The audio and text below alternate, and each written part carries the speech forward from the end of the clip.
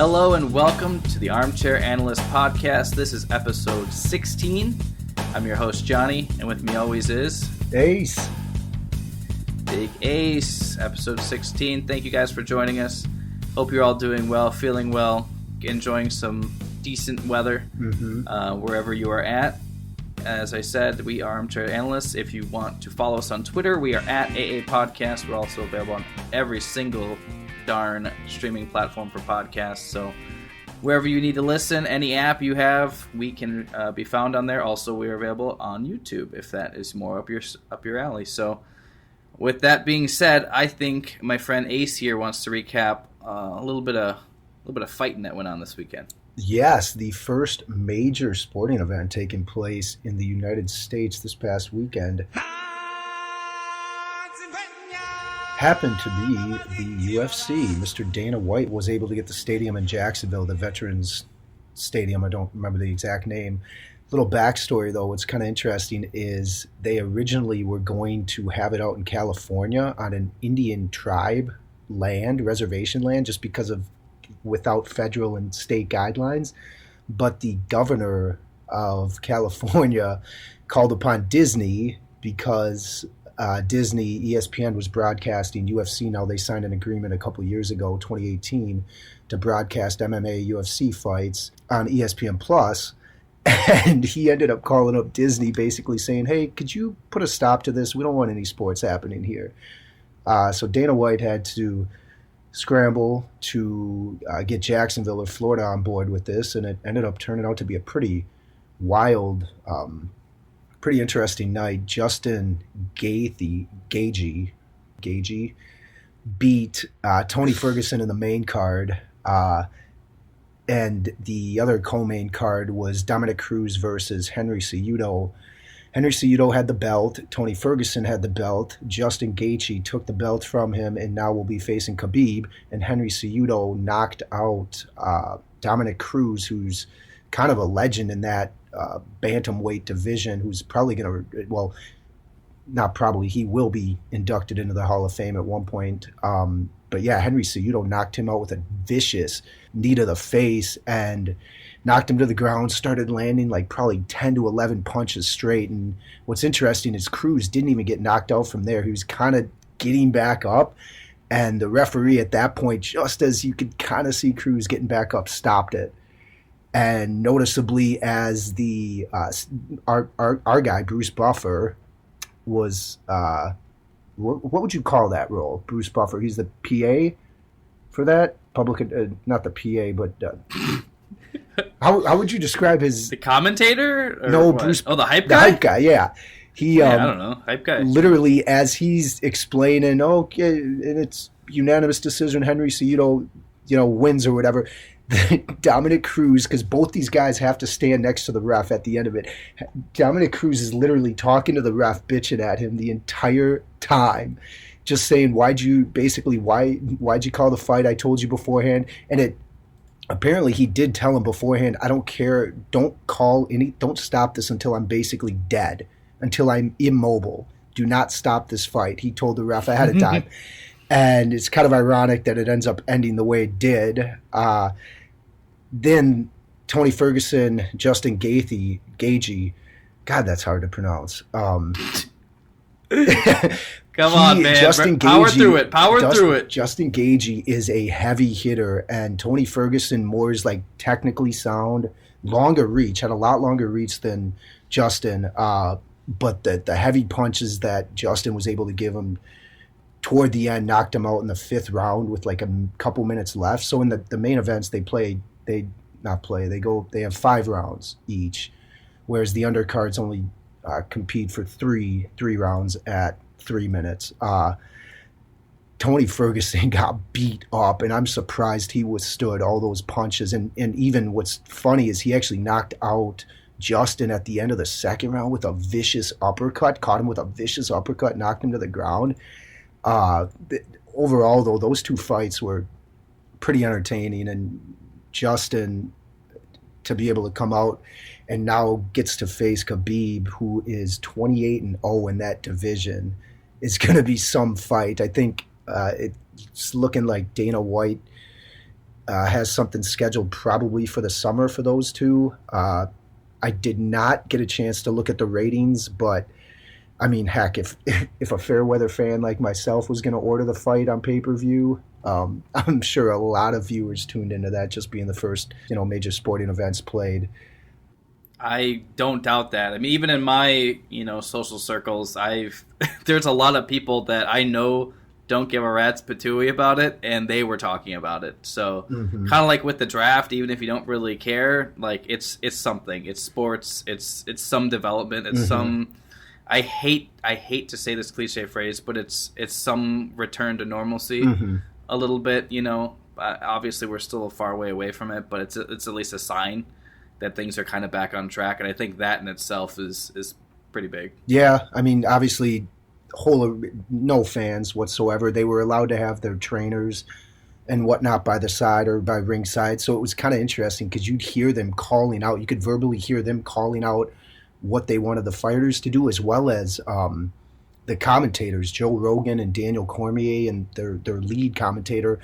The fighters could actually hear them apparently calling out during the broadcast too, which is kind of interesting. So clearly a quiet atmosphere. Greg Hardy, former NFL player, was fighting due to a last-minute positive COVID test to one of the fighters in the main card. So he actually got a chance to get back in there, and he's kind of resurrected his career in UFC. Anthony Pettis, who's from Milwaukee. There's another guy from Milwaukee, too, that fought. Anthony Pettis won, though. Greg Hardy won. Overall, I thought the fights were, big showing. And, go figure. They had a pretty good card stacked for the first event back. I mean, if there was ever a time to line all the stars up, I think this was it. And you got to give props to Greg Hardy, man. Beating people in the NFL, getting those domestic, violence citations. I mean, now he gets paid to do it, and it's not frowned upon. So good for him for finding his right career path. We don't always take the right path, to where we want to go, but he made it work. Got to give him props.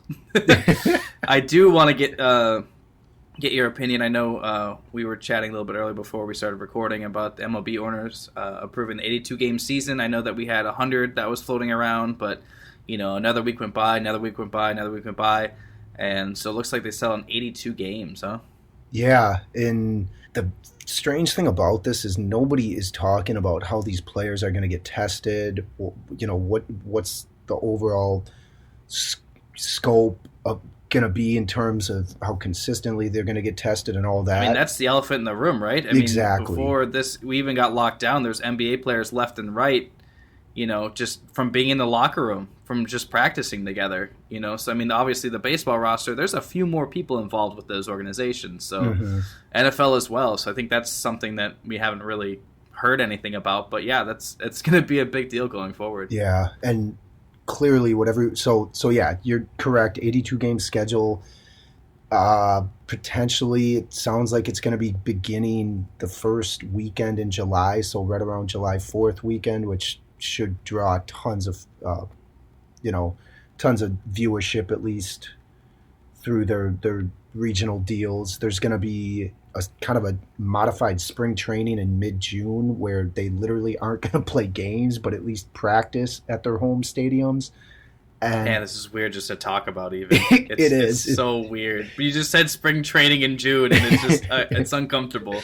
It is. But yeah, dude, I mean, 4th of July, America's pastime on Independence Day, yeah, I think they might get a few viewers. Oh yeah, absolutely. And how they're going to divide everything up too is they're only going to be playing within the division and regional opponents. So basically, the AL Central is going to be playing the NL Central, and probably that's about it, unless the players really. I don't think the players are going to refute that. But the owners.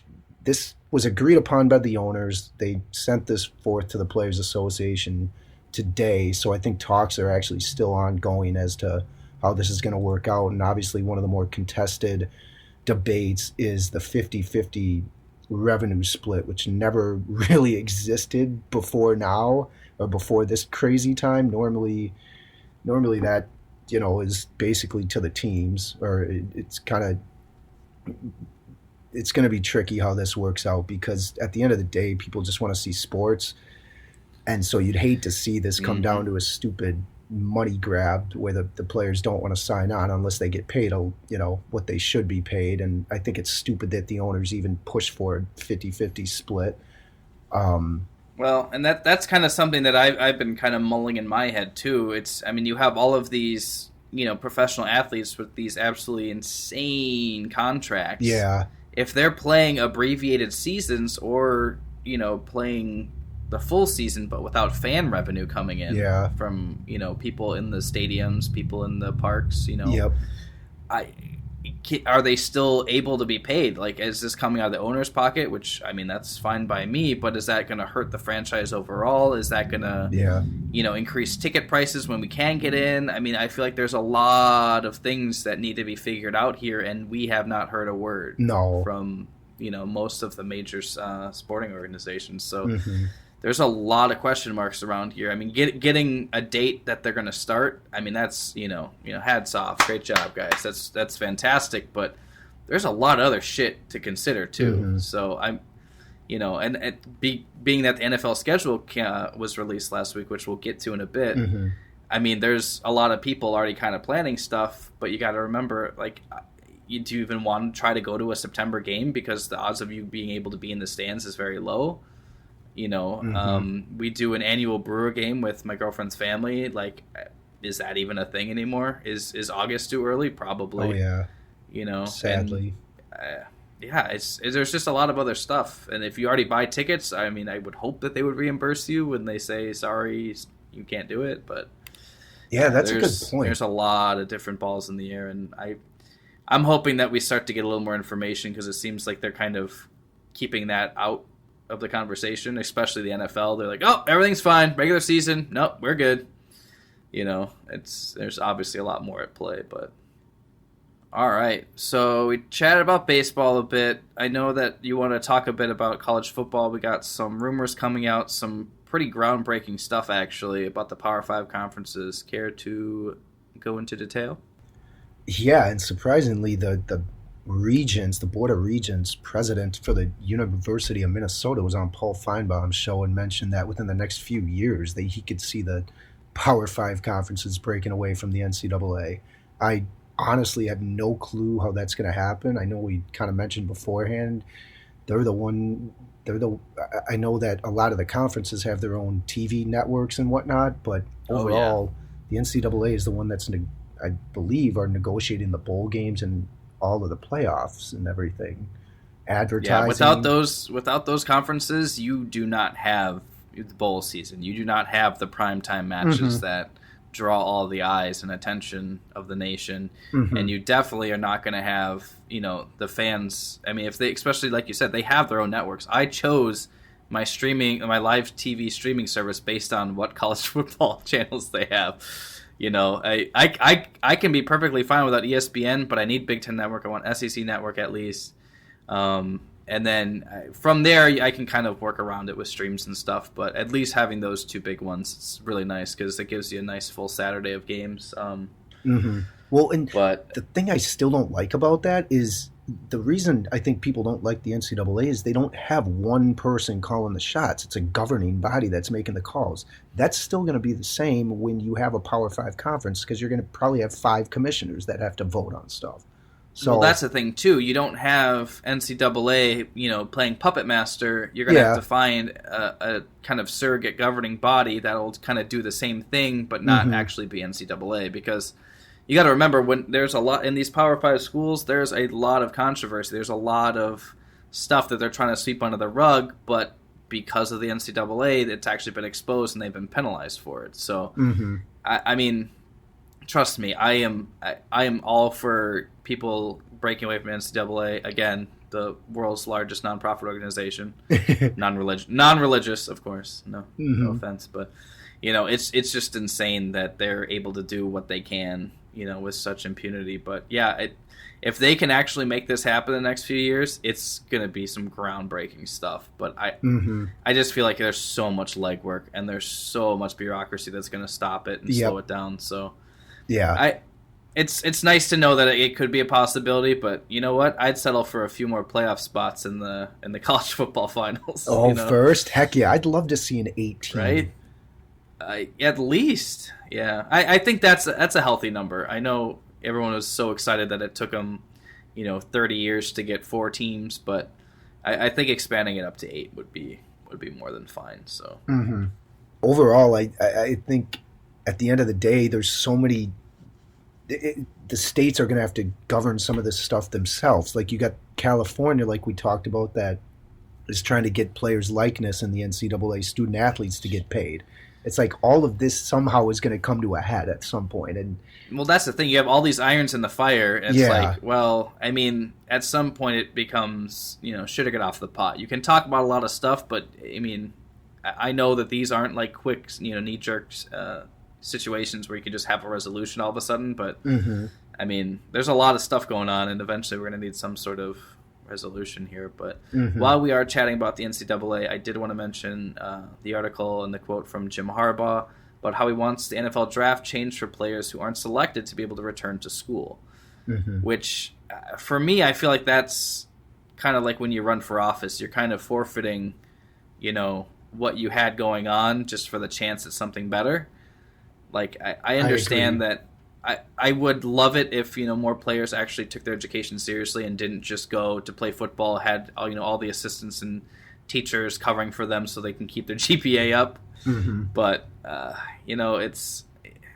I think it's a slippery slope. I like the idea, like, at its core and what he meant by it and what his, initial feelings were. Yeah. I just feel that a lot of people that, they're just going to roll the dice and it's like, well, that didn't work out, so at least I have this fallback option.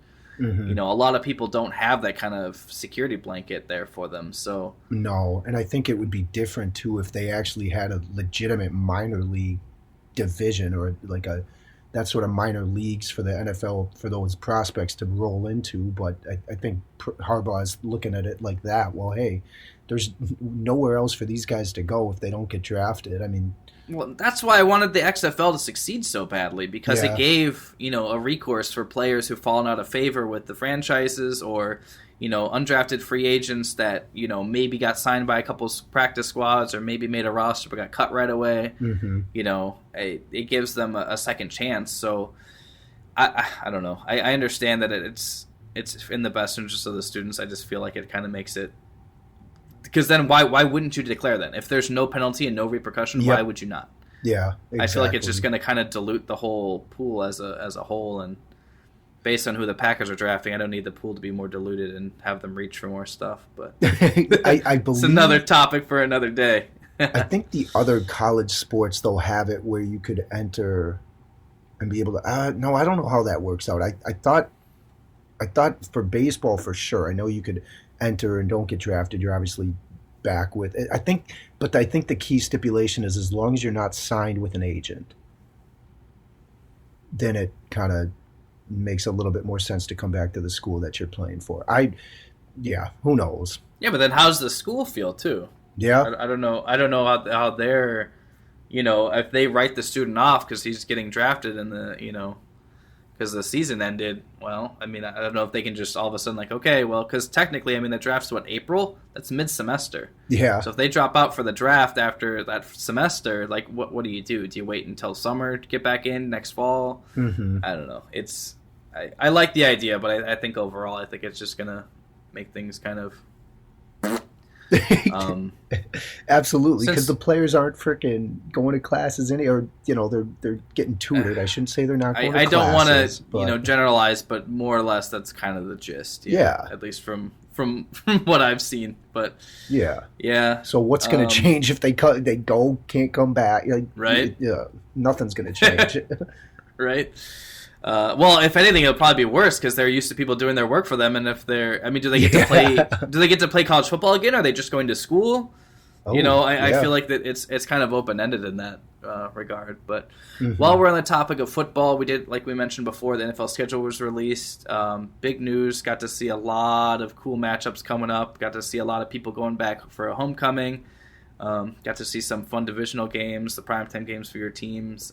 Personally, for the Packers, I don't know how we do it every year, but For some reason, they love giving us primetime games. We have 5 primetime matchups this year. Mm-hmm.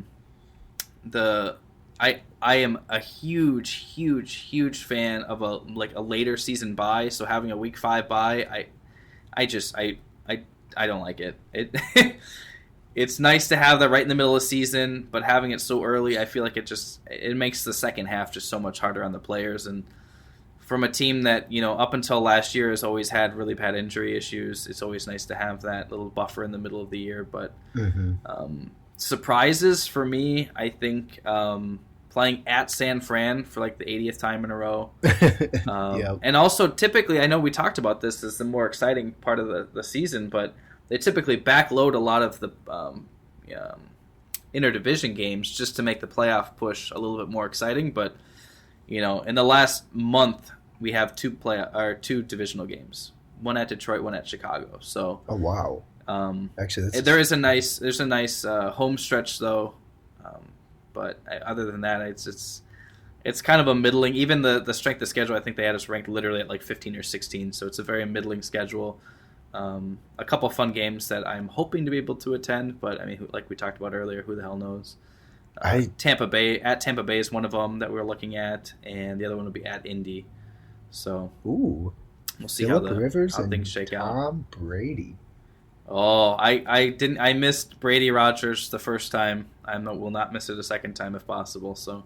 Mm-hmm. But that game's mid-October, so I don't know if that's even going to be an option. But they're selling tickets, man.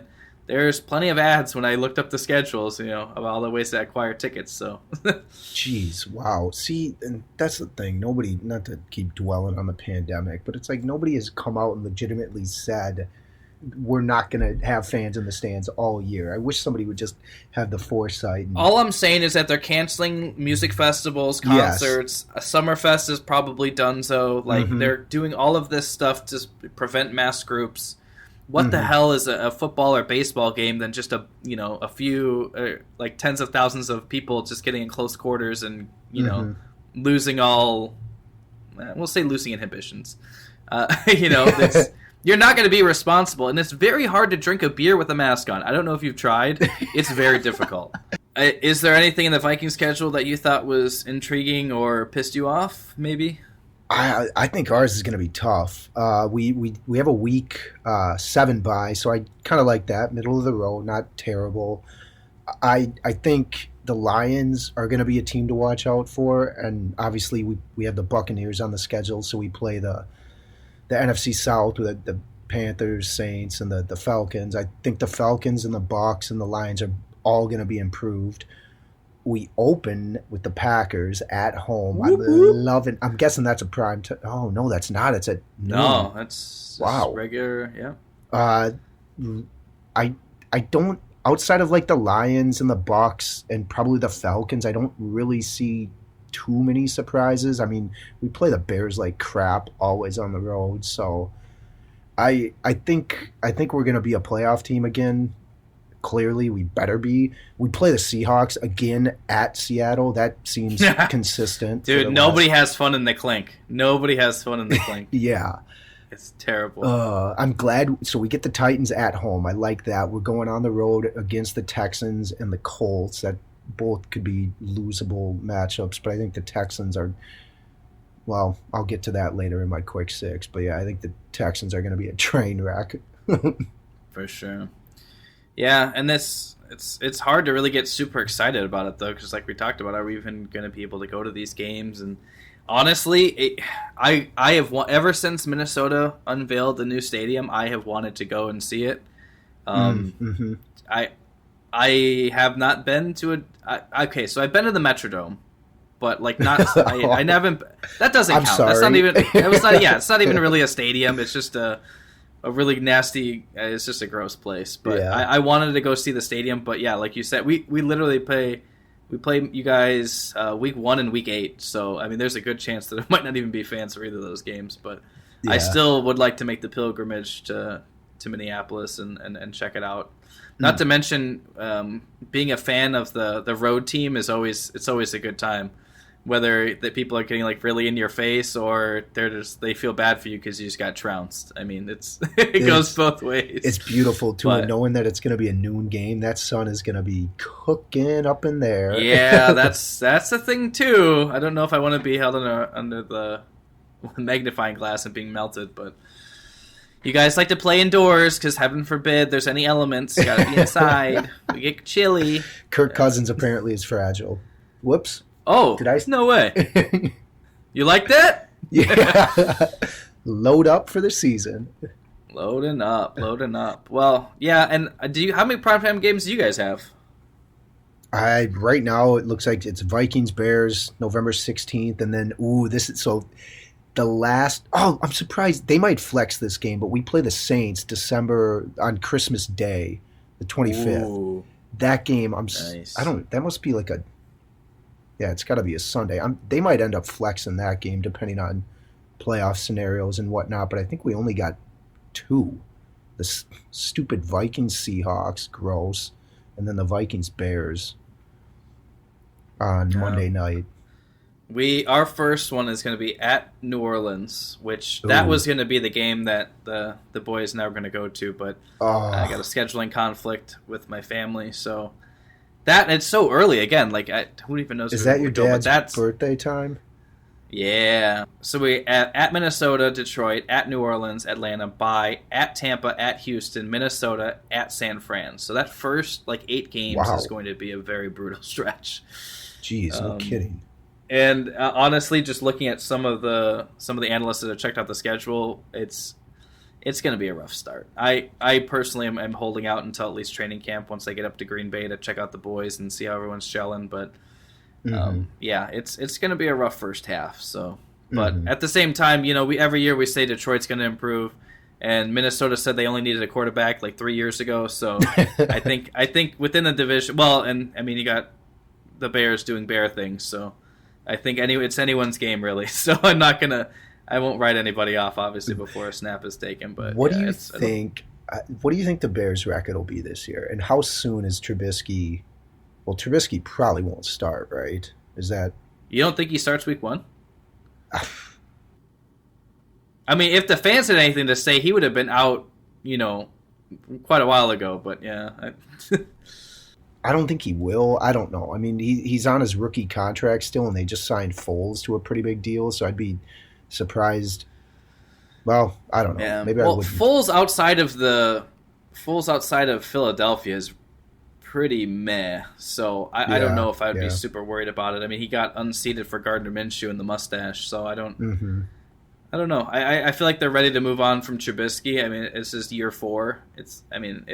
He had his chance. He's had numerous chances, so I think it might be time. But I mean, they added a couple weapons on offense. Their draft wasn't horrible. I want to be optimistic because going through Chicago with a Packer jersey last year, man, those fans were downtrodden. They were they had a wonderful, wonderful running back that they just refused to use for weeks and weeks and weeks. I don't know why, but yeah, I don't either. Mean, the fact that Trubisky stayed in as long as he did and Montgomery didn't get touches for as long as he did, I will never understand it, but it is what it is. Yep. And coming out of college, I think they kept raving about how his Montgomery's ability at Iowa State he's able to stay on his feet and break tackles consistently. Well, that's kind of what they needed, too, because Trubisky, I mean, they didn't have a ton of options for him when he first got in there, and now they've added a few weapons. I mean, nothing groundbreaking, but Allen Robinson's not terrible. They got Cordarrelle Patterson in there too, which I mean he's mostly a running back basically, but Taylor Gabriel's not horrible. They threw in a couple tight ends, hoping that maybe they can make it work. Tariq Cohen's an amazing pass catcher. Yeah, they got weapons for sure. Yeah, but Trey Burton was super underwhelming coming back, and I don't know. They weren't really able to put anything together, so I'm assuming that it will be Trubisky starting, but who knows, man. Chicago's a hard place to play in. Ask Jay Cutler. Yeah, both for the team and for away teams coming in there. Yeah, I still love my Jay Cutler. He definitely helped the Packers win a few. All right. we have talked enough. I think now it is time to get to the best part of the show. Every week, my boy Ace rounds up some interesting little tidbits that he has brewing in his mind. So why don't you share Ace's quick six with us for this week, boss? Yeah, this week, going off of the NFL schedule release and taking some time to review, some of the team schedules and how tough they're going to be coming off, playoff seedings and finishing terrible for some teams. I figured let's go with start off with 3 bold predictions and then 3 obvious predictions heading into the season. The first bold prediction, I think the Lions, this is their year. I think they're going to make the playoffs, which means maybe this is a duel. 3 teams out of the NFC North are going to make the playoffs. It's going to be difficult as all get up when you consider how deep the NFC West with the 49ers and the Seattle and Arizona and the Rams, but who knows? I think the Lions' schedule, plays out pretty well for them outside of playing the Vikings and the Packers twice. Well, we all know the NFC East doesn't want to send anyone to the playoffs if possible. So. Yeah, exactly. Too bad. There's an extra spot up for dibs. Yeah, and with the extra playoff spot this year, you never know. Yep. Next one, I think the Jaguars are going to sneak in somehow. I have no clue. I just got a feeling. Because number one, I think the Texans. Well, here I might as well. I think the Texans fire O'Brien either the second weekend after the second game, or for sure by the 4th game. I think they're going to be a train wreck. They're going to not stop. They're going to stop playing for him after the first couple games come out. Just because of his awful decision making as a GM, I don't think any coach... I mean, to be fair, though, the Jags also had a fire sale of all of their talented stars too. I mean, they had 2 amazing corners. They let a lot of talent go on the defensive line. I would compare the 2. They feel like they're pretty close. They got rid of AJ Bouye, the cornerback. Yeah, he's on the Broncos now. Oh gosh! All right. Yeah, well, they dumped everything, man. Okay, let me go with this then. The Cardinals will make the playoffs. Ix the Jaguars. They're out. I can't trust that. Then, jeez. All right. All right. 3 bold predictions. So the Lions make the playoffs, Cardinals make the playoffs, and the Texans fire their head coach after a couple games. 3 obvious ones. A lot of people seem to think the Patriots are going to slide. I kind of agree with them. I think they're going to miss the playoffs. And if you look at that schedule, this is clearly setting up well for them to, lose for Trevor Lawrence as the number 1 pick this upcoming draft next year. God, you got to get that tinfoil hat off, man. Can you see Belichick tanking? Are you kidding me? No, I can't, which is why I think it's genius. Because think about it, they didn't sign any quarterbacks in the offseason, well, outside of Brian Hoyer as a backup. The Destroyer. And who knows? I mean, nobody's seen Stidham. And sure, maybe he comes out and lights the world on fire, but their schedule is ridiculous. I mean, granted, the teams in the division are decent, but I think the Bills clearly are going to take a step forward. I think the Jets will be all right. I think all those teams are going to be all right, but then they play the Chiefs, the Ravens, all these teams that are going to be locked and loaded for them, especially without Brady now. Yeah, I personally will be enjoying watching. Yes. The crumbling of the empire. But, dude, honestly, though, if there was any coach that you could trust to lose a franchise quarterback and be put in that position and still try to succeed, it's going to be Belichick. I mean, I don't want to admit it, but you have to give credit where credit is due. Like, if there's anyone that can pull, a solid season out of that mess, it's going to be him. Yeah. Yeah, the preparation that entire organization has is unmatched, I think. Yep. And then these, I think you might disagree with the last 2, but I think the Ravens and the 49ers are clear number 1 seeds in each of their respective divisions. Now, again? Ravens you could say the Chiefs. I think the Ravens and Chiefs are going to be battling all year, but I like the Ravens, especially that running style. It's tough to beat. And then they drafted Titans didn't think so. They did. I will give you the draft. Yes. I have Ozzie Newsome and that front office. Yes. They've always been terrific at drafting. I honestly, when I saw like their first few rounds, I'm like, I just wish that was the Packers front office every single time, because they found so much value. They found players that filled holes. They found depth. They were able to get players, and they didn't have to like trade an arm and a leg for it either. So yeah, I will give you the draft, but the Titans ran over them with the same game plan they used for every other team. Yeah. Not only that, but your boy Lamar Jackson, he hasn't won a playoff game. So, well, I mean, playoffs. I'm not saying there's a monkey on his back, but there's a monkey on his back. That's playoffs. You talking about playoffs? I just can't see them succeeding down the stretch. But no, I get your points. Yeah. And honestly, until someone, destroys them and actually puts them in their place and proves that they're better than those two teams, I think you have to go with them. Yeah. The 49ers, I mean, they stole the left tackle, Trent Williams, from the gosh. Redskins. Oh, my God. Peanuts. Literally peanuts. That one's going to bug me all year as a Vikings fan, knowing that we could have...